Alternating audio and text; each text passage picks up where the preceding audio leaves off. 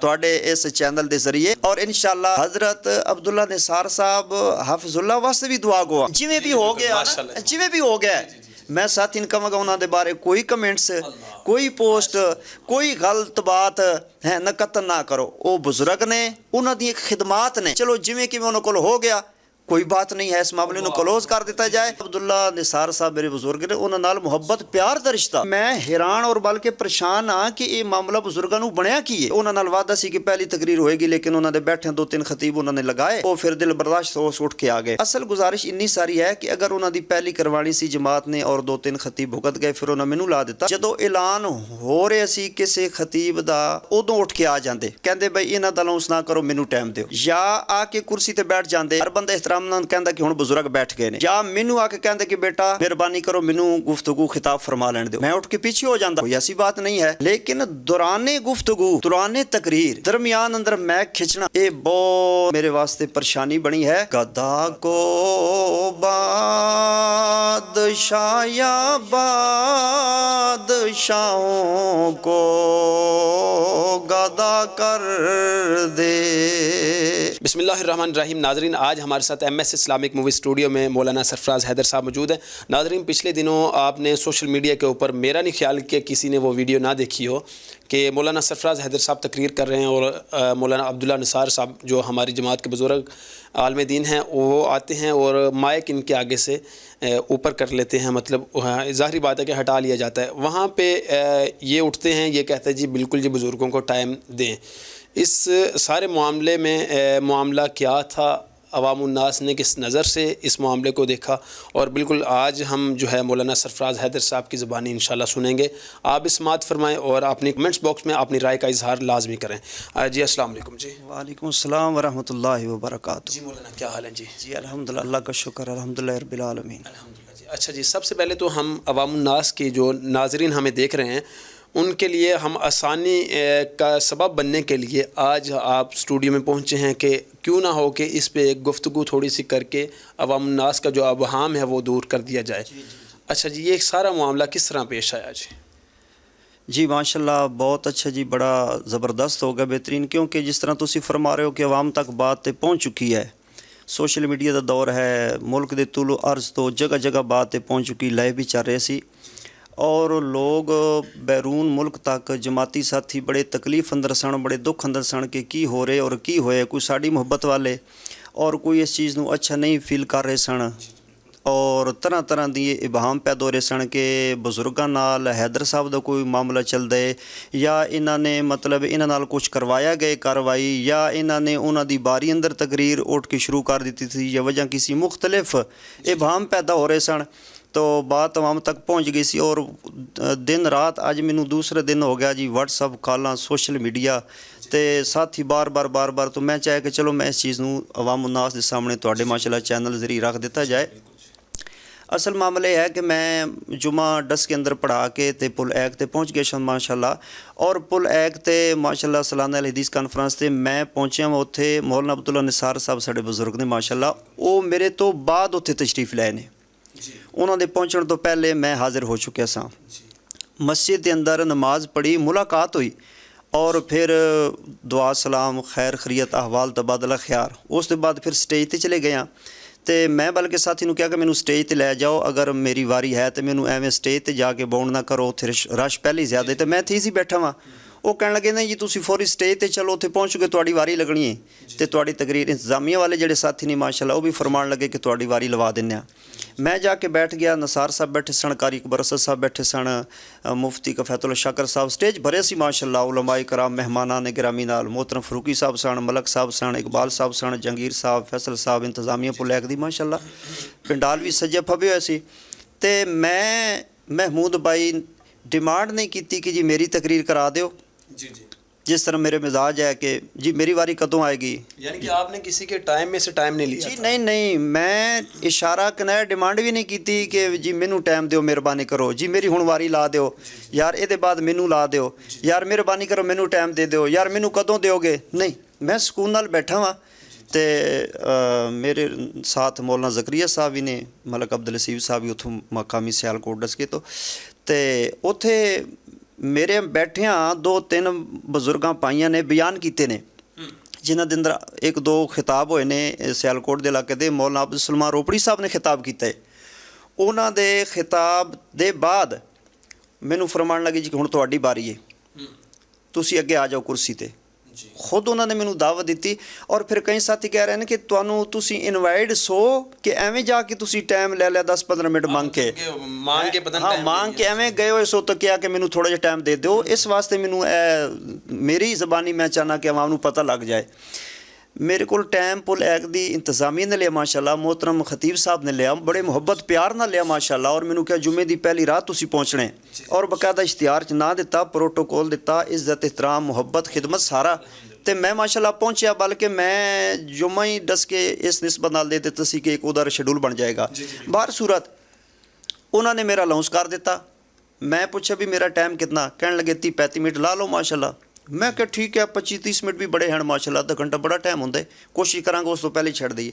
ਮੇਰੀ ਗੁਫ਼ਤਗੂ ਸ਼ੁਰੂ ਹੋਈ ਹੈ ਅਜੇ 15 ਤੋਂ 17-20 ਮਿੰਟ 17-18 ਮਿੰਟ ਗੁਫ਼ਤਗੂ ਹੋਈ ਹੈ। ਉਧਰੋਂ ਸਾਡੇ ਬਜ਼ੁਰਗ ਮੌਲਾਨਾ ਅਬਦੁੱਲਾ ਨਿਸਾਰ ਸਾਹਿਬ ਉੱਠੇ ਨੇ ਤੇ ਉੱਠ ਕੇ ਆਏ ਨੇ ਤੇ ਉਹਨਾਂ ਨੇ ਮੈਕ ਨੂੰ ਫੜ ਕੇ ਮੇਰੇ ਕੋਲ ਖਿੱਚ ਲਏ। नहीं तो वहाँ पे इंतज़ामिया जो है वो कहाँ थे? जी इंतज़ामिया महमूद भाई मौजूद सी, कोई मेहमान स्टेज ते ले आ रहे सन, कोई बैग ते कोई इंतजामात, क्योंकि जो जलसा कॉन्फ्रेंस करवा रहे कोई इधरों बुलांदा कोई इधरों बुलांदे मसरूफ होंदे। नाले उन्हां दे वहमो गमान ही नहीं सी कि चुकन्ना अलर्ट रहिंदे कि इंज हो जाना इस तरह। वो तो 1 मिनट लगदा उठ के ते इंज आए स्पीकर इंज खिंच लिया ते ਉਹ ਇਸ ਤਰ੍ਹਾਂ ਉਹਨਾਂ ਨੇ ਜੀ ਮਾਮਲਾ ਕੀਤਾ। ਅੱਛਾ ਗੁਜ਼ਾਰਿਸ਼ ਇਹ ਹੈ ਕਿ ਬਾਜ਼ ਖੁਤਬਾ ਦਾ ਆਪਸ ਦੇ ਅੰਦਰ ਬਜ਼ੁਰਗਾਂ ਨੌਜਵਾਨਾਂ ਦਾ ਕੋਈ ਲਗਤਬਾਜ਼ੀ ਹੁੰਦੀ ਜਾਂ ਪਹਿਲੇ ਕਿਸੇ ਕਾਨਫਰੰਸ ਤੇ ਜਾਂ ਕਿਸੇ ਮਕਾਮ ਇਲਾਕੇ ਪਿੰਡ ਸ਼ਹਿਰ ਅੰਦਰ ਕੋਈ ਚਪਕਲਸ਼ ਹੋ ਚੁੱਕੀ ਹੁੰਦੀ ਜਾਂ ਕੋਈ ਇਸ ਤੋਂ ਕਬਲ ਕੋਈ ਤੂੰ ਤਕਰਾਰ ਹੁੰਦੀ, ਮਸਾਇਲ ਹੁੰਦੇ ਨੇ ਤੇ ਉਹ ਫਿਰ ਉਹਨਾਂ ਦੇ ਜ਼ਾਰ ਕਿਸੇ ਹੋਰ ਜਗ੍ਹਾ ਤੇ ਹੋ ਜਾਂਦੇ। ਕਤਨ ਮੇਰਾ ਅਬਦੁੱਲਾ ਨਿਸਾਰ ਸਾਹਿਬ ਮੇਰੇ ਬਜ਼ੁਰਗ ਨੇ, ਉਹਨਾਂ ਨਾਲ ਮੁਹੱਬਤ ਪਿਆਰ ਦਾ ਰਿਸ਼ਤਾ ਜਿੱਥੇ ਮਿਲਣਾ ਹੈਦਰ ਸਾਹਿਬ ਦੁਆਵਾਂ ਦੇਣੀਆਂ, ਮੈਂ ਬੜਾ ਇਹਤਰਾਮ ਕਰਨਾ ਉਹਨਾਂ ਦੇ ਬੇਟਿਆਂ ਨੂੰ ਅੱਛੇ ਲਫ਼ਜ਼ ਨਾਲ ਦੁਆਵਾਂ ਯਾਦ ਰੱਖਦੇ ਹਾਂ। ਕੋਈ ਐਸਾ ਮਾਮਲਾ ਨਹੀਂ, ਮੈਂ ਹੈਰਾਨ ਔਰ ਬਲਕਿ ਪਰੇਸ਼ਾਨ ਹਾਂ ਕਿ ਇਹ ਮਾਮਲਾ ਬਜ਼ੁਰਗਾਂ ਨੂੰ ਬਣਿਆ ਕੀ ਹੈ। ਉਹ ਫਿਰ ਮੈਨੂੰ ਬਾਅਦ ਸਾਥੀਆਂ ਨੇ ਦੱਸਿਆ ਕਿ ਉਹਨਾਂ ਨੂੰ ਕੋਈ ਐਮਰਜੈਂਸੀ ਸੀ, ਮਜਬੂਰੀ ਸੀ, ਕੋਈ ਨਵਾਸੀ ਦੀ ਸ਼ਾਦੀ ਸੀ, ਉਹਨਾਂ ਵਾਪਸ ਜਾਣਾ ਸੀ ਔਰ ਉਹਨਾਂ ਦਾ ਦੂਸਰਾ ਕੋਈ ਪ੍ਰੋਗਰਾਮ ਉਹ ਦਿਨ ਹੈ ਸੀ ਵੀ ਨਹੀਂ ਸੀ, ਇਹ ਵੀ ਕੋਈ ਸੀ, ਤਾਂ ਉਹਨਾਂ ਵਾਪਸ ਜਾਣਾ ਚਾਹੁੰਦੇ ਸਨ, ਕੋਈ ਘਰੇਲੂ ਜ਼ਾਤੀ ਮਸਰੂਫੀਅਤ ਸ਼ਾਦੀ ਵਗੈਰਾ ਦੀ ਸੀ। ਤੇ ਉਹਨਾਂ ਨਾਲ ਵਾਅਦਾ ਸੀ ਕਿ ਪਹਿਲੀ ਤਕਰੀਰ ਹੋਏਗੀ, ਲੇਕਿਨ ਉਹਨਾਂ ਦੇ ਬੈਠਿਆਂ 2-3 ਖਤੀਬ ਉਹਨਾਂ ਨੇ ਲਗਾਏ ਤੇ ਉਹ ਫਿਰ ਦਿਲ ਬਰਦਾਸ਼ਤ ਹੋ ਉੱਠ ਕੇ ਆ ਗਏ। ਅਸਲ ਗੁਜ਼ਾਰਿਸ਼ ਇੰਨੀ ਸਾਰੀ ਹੈ ਕਿ ਅਗਰ ਉਹਨਾਂ ਦੀ ਪਹਿਲੀ ਕਰਵਾਣੀ ਸੀ ਜਮਾਤ ਨੇ ਔਰ 2-3 ਖਤੀਬ ਭੁਗਤ ਗਏ, ਫਿਰ ਉਹਨਾਂ ਮੈਨੂੰ ਲਾ ਦਿੱਤਾ। ਉਸ ਦਾ ਮੋਹਤਰਮ ਮਹਿਮੂਦ ਭਾਈ ਤਰੀਕਾਕਾਰ ਇਹ ਹੈ ਕਿ ਜਦੋਂ ਐਲਾਨ ਹੋ ਰਿਹਾ ਸੀ ਕਿਸੇ ਖਤੀਬ ਦਾ ਕਿਸੇ ਸਾਥੀ ਦਾ, ਉਦੋਂ ਉੱਠ ਕੇ ਆ ਜਾਂਦੇ, ਕਹਿੰਦੇ ਬਈ ਇਹਨਾਂ ਦਾ ਅਨਾਉਂਸ ਨਾ ਕਰੋ, ਮੈਨੂੰ ਟਾਈਮ ਦਿਓ, ਜਾਂ ਆ ਕੇ ਕੁਰਸੀ ਤੇ ਬੈਠ ਜਾਂਦੇ ਤੇ ਹਰ ਬੰਦਾ ਇhtਰਾਮ ਨਾਲ ਕਹਿੰਦਾ ਕਿ ਹੁਣ ਬਜ਼ੁਰਗ ਬੈਠ ਗਏ ਨੇ, ਜਾਂ ਮੈਨੂੰ ਆ ਕੇ ਕਹਿੰਦੇ ਕਿ ਬੇਟਾ ਮਿਹਰਬਾਨੀ ਕਰੋ ਮੈਨੂੰ ਗੁਫ਼ਤਗੂ ਖਿਤਾਬ ਫਰਮਾ ਲੈਣ ਦਿਓ, मैं उठ के पीछे हो जाता, कोई ऐसी बात नहीं है। लेकिन दौराने गुफ्तगू दौराने तकरीर दरमियान अंदर मैक खिंचना ये बहुत मेरे वास्ते परेशानी बनी है। और ये तो मैं पिछले दिन सोशल मीडिया ते देखिਆ ਸੀ कि साडा कोई अहले हदीस नौजवान सी किसी दूसरे भाई दे स्टेज ते जाके उन्हें अल्लाह मुश्किल कुशा मसलक दी दाता रब्बुल आलमीन ने गुफ्तगू की ते ਉਹਦੇ ਕੋਲੋਂ गैर अहले हदीसां ने स्टेज तो मैं ਖਿੱਚਿਆ ਸੀ ਔਰ ਧੱਕੇ ਦੇ ਕੇ ਉਤਾਰਿਆ ਸੀ। ਇਹ ਗੈਰ ਅਹਲੇ ਹਦੀਸਾਂ ਦਾ ਇਸ ਤਰ੍ਹਾਂ ਦਾ ਰਵੱਈਆ ਵੇਖਣ ਚ ਆਇਆ ਸੀ, ਚੇ ਜਾ ਕੇ ਆਪਣੇ ਬਜ਼ੁਰਗਾਂ ਨੂੰ ਇਸ ਤਰ੍ਹਾਂ ਦਾ ਵੱਲਾ ਮੈਂ ਬਹੁਤ ਪਰੇਸ਼ਾਨ ਹੋਇਆ, ਬਹੁਤ ਪਰੇਸ਼ਾਨ ਹੋਇਆ।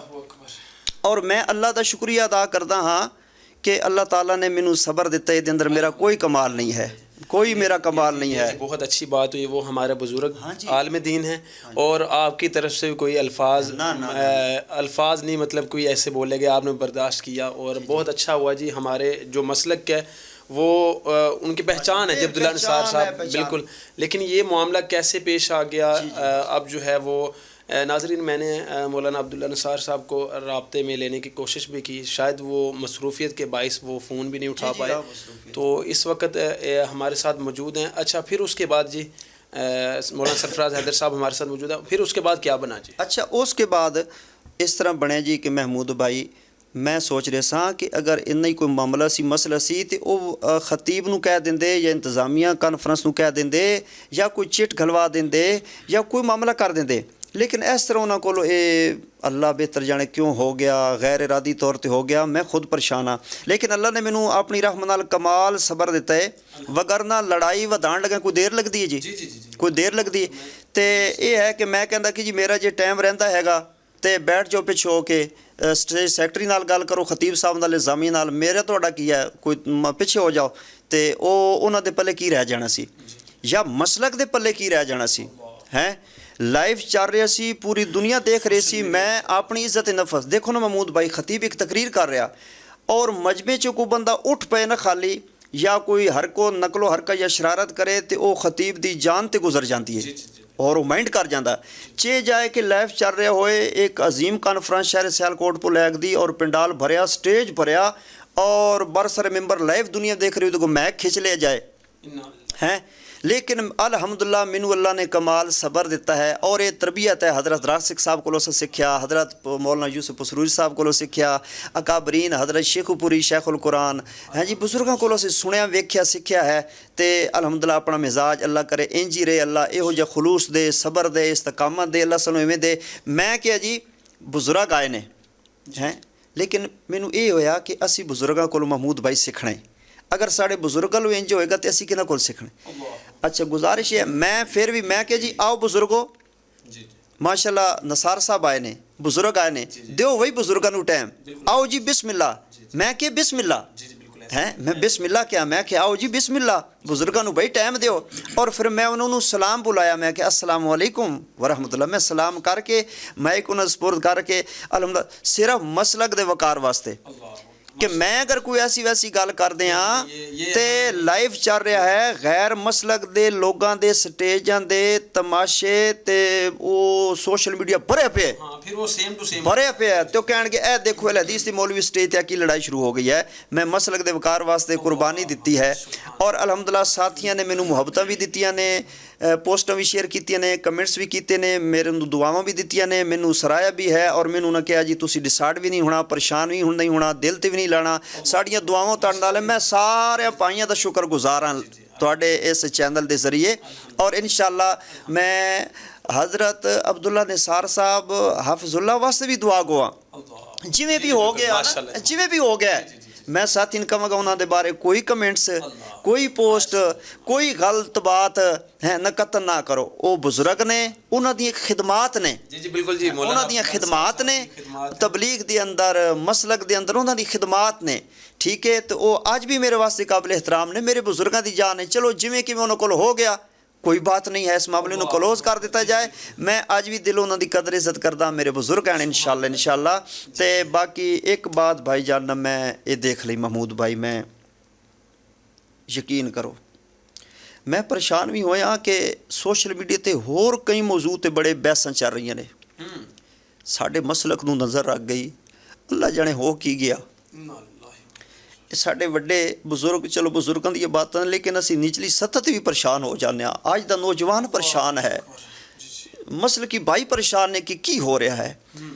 तो यकीन जानो महमूद भाई ना, मैं परेशान भी सा, लेकिन मेरा अल्हम्दुलिल्लाह कुरान व हदीस ते और ईमान पुख्ता होए कि अल्लाह दे नबी सल्लल्लाहु अलैहि वसल्लम ने इरशाद फरमाया, कसम उठा के फरमाया वल्लाह है, मैं मोहम्मद अल्लाह की कसम उठाकर कहता हूँ, दो चीज़ें सल्लल्लाहु अलैहि वसल्लम, एक सदका करने से माल कम नहीं होता और दूसरा मैं मोहम्मद सल्लल्लाहु अलैहि वसल्लम अल्लाह की कसम उठाकर कहता हूँ कि जो अल्लाह के लिए तवाज़ो और आजिज़ी इख्तियार करेगा, जो झुक जाएगा मेरा अल्लाह उसको बुलंद कर देगा। ये अल्लाह के प्यारे नबी सल्लल्लाहु अलैहि वसल्लम की हदीस पाक जो है ना महमूद भाई, ये मैंने ये मुशाहदा कर लिया है, पढ़ी तो थी बयान भी की थी, ये मैंने मुशाहदा कर लिया है कि मैंने बुज़ुर्गों का इकराम किया है, मसलक के वक़ार को मलहूज़ रखा है और मैंने रवैया मुस्बत रखा है। तो अल्लाह ने मुझे यकीनन बुलंद भी किया है और सबर का अजर भी दिया है। और इस मौके पे एक शेर सामीन देख सुन तो रही हैं आपके चैनल से, मैं अर्ज़ कर देता हूँ। गदा को बादशाह या बादशाहों को गदा कर दे, मेरे मौला तू जब चाहे किसी को क्या से क्या कर दे। कभी कुआं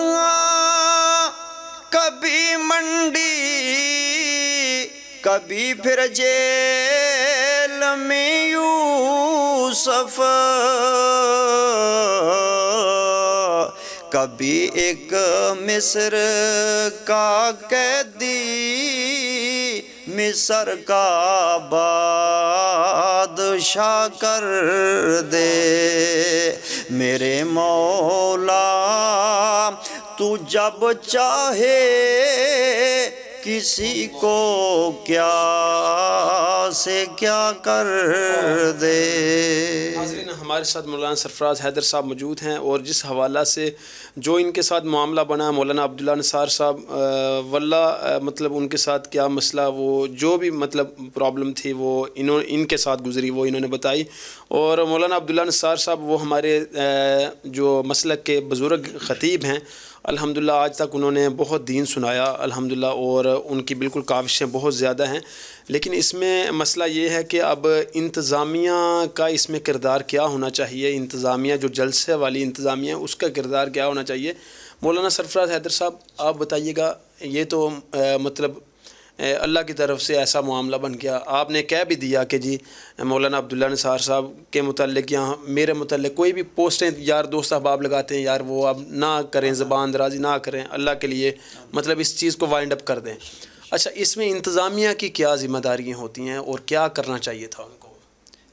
اس کے اندر محمود بھائی ایک تے چاہیے کہ جلسے کانفرنسز دعوتی پروگرام کران والیاں جتنی بھی انتظامیہ نے انہوں نے اس تے پوری ذمہ داری اور فوکس رکھنا چاہیے، اور جڑے خطبہ مدعو علماء مہمان نے انہوں نے پائیاں دی محنت دا احساس کرنا چاہیے۔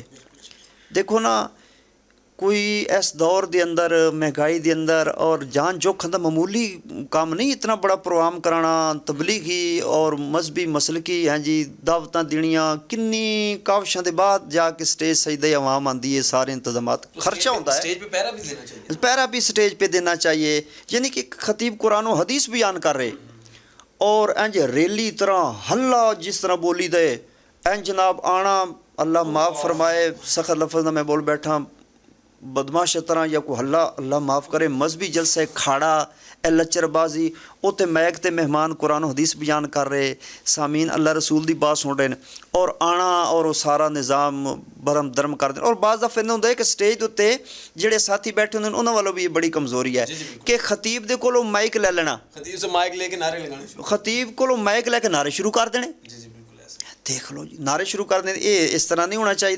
وہ بھی قرآن سنا رہے ہیں، وہ بھی قرآن سے آ رہے ہیں خطیب صاحب، ان کے لیے اس قرآن کو بھی بند کر دیں، میک پکڑ کے نعرے سنا دینے، باہروں ایک بندہ آ رہا ہے انہوں یہ سوچنا چاہیے اگر عوام انہوں دے کے سنے بغیر خود ہی محبت اظہار اس طرح حلا گلا نعرہ بازی کر دی تو انہوں نے اتنے کھڑے ہو کے روکنا چاہیے، ایک منٹ ٹھہرو بھائی، نہ خبردار، وہ قرآن و حدیث بیان ہو رہا ہے۔ اکثر خطیب ہمارے ایسے کرتے بھی ہیں، میں نے دیکھا قاری عبدالسلام عزیزی صاحب اکثر جب تلاوت ہوتی ہے تو وہ باہر سے آتے ہیں، کوئی نعرے لگانے لگے وہ روک دیتے ہیں، وہ بس سب عزیزی صاحب روک دیتے ہیں، اور اس طرح میں نے مولانا منظور صاحب کو بھی دیکھا ہے، وہ بھی اس طرح منع کہتے ہیں بھی نہ بیان ہو رہا ہے، تو یہ رویہ ہونا چاہیے نا جی، اس طرح نہیں ہونا چاہیے ماشاءاللہ، یہ رویہ نہیں ہونا چاہیے۔ اور آنے والے وقت میں آپ کیا سمجھتے ہیں جو اسٹیج کے اوپر علماء کی عزت کے لیے جلسہ انتظامیہ کو کیا کرنا چاہیے؟ چھوٹا سا پیغام دیتے ہیں آپ جی۔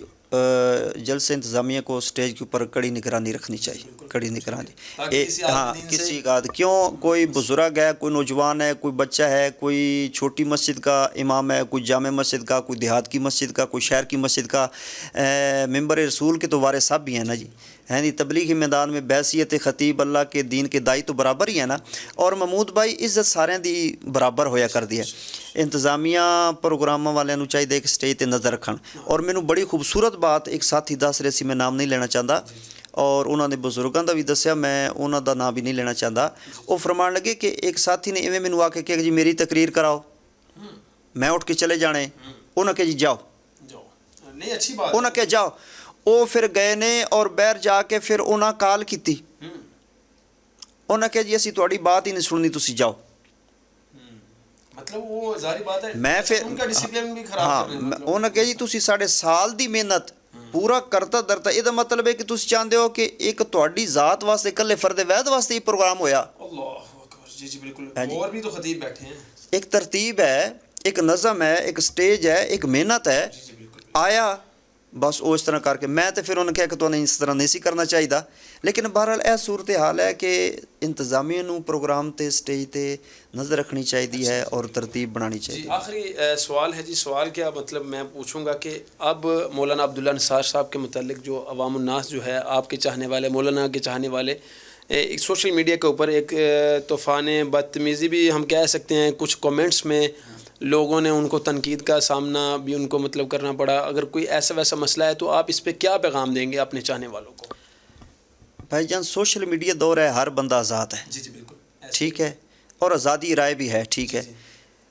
مینوں اتوں تک کئی ساتھی نے کیا کہ تہاڈی بڑی انسلٹ ہو گئی ہے، اللہ، اچھا، اپنے مسلکی بھائیاں، یعنی کہ آپ کو بھی اٹھانے کی کوشش کی ہے؟ اپنے مسلکی بھائیاں مینوں کیا جی تہاڈی بڑی انسلٹ ہو گئی ہے حیدر صاحب، تہاڈے نال بڑی بھیڑی ہو گئی ہے۔ لیکن آپ نے الحمدللہ میں کہ انا للہ و انا الیہ راجعون۔ او بھائی جان اگر میں اگوں کوئی وادی گھاٹی کردا اتنے تماشا لگتا تے پھر او میں اسے بڑا پہلوان سا، یہ اچھی بات سی۔ وہ اللہ کے بندو الحمدللہ اللہ نے مینوں توفیق دیتی، میں رویہ مثبت رکھا ہے۔ مسلک سٹیج کانفرنس ساڈا منج جڑا ہے وہ بدنامی تو تماشا لگن تو لائف چل رہی سی سوشل میڈیا تو بچ گیا ہے، میں اپنی قربانی دیتی ہے۔ جی جی اچھا جی، اب کیا پیغام دیں گے آپ ان کو؟ جی مولانا عبداللہ نثار صاحب بھی ہمارے بزرگ ہیں، اور میں خاص کر انتظامیہ پل اے کانفرنس اور خطیب انہوں واسطے بہت پریشانی بنتی ہے، کیونکہ پچھلے سال بھی مولانا ابو بکر معاویہ صاحب دے حوالے نال بنیا سی۔ اچھا اسی جگہ وہ بھی جلسہ ہوا تھا؟ اسی جگہ بنیا سی، پتہ نہیں کیا اس جگہ میں مطلب دیکھ لیں جی اتفاق سے بس ہر سال کوئی نہ کوئی وہ، تو وہ ان کے اسی جگہ پہ وہ بڑی پریشانی کا مسئلہ، تو وہ ان کے لیے وہ بیچارے کیا بند ہو گئے۔ اس لیے علماء کو خطباء کو کچھ سوچنا چاہیے، دیکھنا چاہیے۔ انتظامیہ تو علاوہ بھی ساڈا آپس اتنا پیار ہونا چاہیے کہ انتظامیہ دی ضرورت ہی نہ رہے جی جی بالکل بالکل کہ ایک بیٹھو ہے جی تسی کر لو جی، دوسرے واسطے کرسی چھڈ دیو، اگر کوئی چھوٹا کر رہے ہو تو بیٹا کرو ماشاءاللہ۔ ساڈا آپس اس طرح ہونا چاہیے ماشاءاللہ۔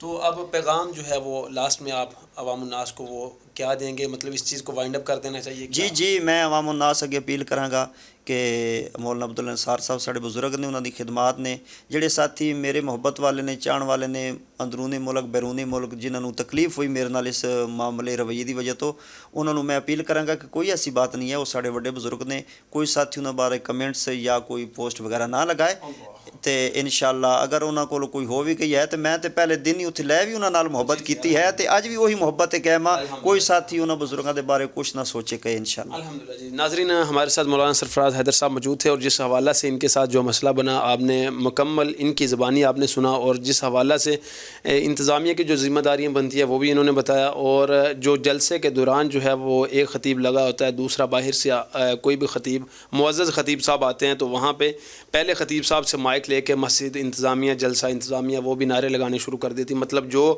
خطیب پہلے قرآن سنا رہا ہے آپ اس کو روک کے اور جو خطیب صاحب ابھی آ رہے ہیں ان کے لیے نعرے لگانا شروع کر دیں، تو یہ بالکل نہیں ہونا چاہیے۔ جی جی بالکل یہ بہت غلط ہے۔ اور جس حوالہ سے مولانا عبداللہ نثار صاحب کے چاہنے والے یا مولانا کے چاہنے والے آپس میں مطلب اگر کوئی بھی معاملات ہیں وہ کہتے ہیں جی اس چیز کو وائنڈ اپ کر دینا چاہیے، ہمارے بزرگ ہیں ان کی دین کے لیے بہت خدمات ہیں، ظاہری بات ہے یہ بھی دین کے لیے نکلے ہیں تو وہ بھی دین کے لیے، لیکن وہ کوئی مسئلہ بن گیا جیسے بھی بن گیا، لیکن اللہ تعالیٰ معاف کرنے والا ہے، لیکن سوشل میڈیا مفتی نہیں معاف کرتے جی۔ بس سوشل میڈیا تو پھر سوشل جی ناظرین مزید اس طرح کی ویڈیو کے لیے چینل سبسکرائب کریں۔ السلام علیکم۔